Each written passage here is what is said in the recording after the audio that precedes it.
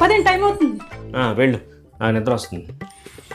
మిమ్మల్ని మురిపించుకుంటా మా అమ్మాయిల ఇంటికి రమ్మంటే. నేనెందుకే మీ ఇంటికి రావడం?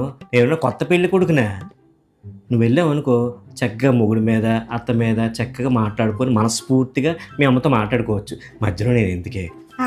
మీ గురించి మీ అమ్మ గురించి చాడీలు చెప్పడానికే మా ఇంటికి వెళ్ళాలి. మరి మాకేం పని లేదు కదా. నువ్వు చాడీలు చెప్పుకుంటావో పూరీలు చేసుకుంటావో మీ ఇష్టమే. నేను మటుకు రాను. నీ చుట్టూ తోకలా తిరుగుతూ మీ ఇంటికి వచ్చానంటే అక్కడ నా పరువు పోద్ది. అక్కడ ఉన్న వాళ్ళందరూ మీ అమ్మతో ఏమంటారు తెలుసా? చూడండి మీ అమ్మాయి మీ అల్లుడిని కొంగుని కట్టుకొని తీసుకొచ్చింది, అలా ఉండాలండి అంటారు. ఈ కొంగుతో నేను కట్టించుకుంటానా? నన్ను తినేయకు. అక్కడ అంతా ఉడకబెట్టావు కదా, అది పెట్టు, తింటాను. ఇవ్వండి.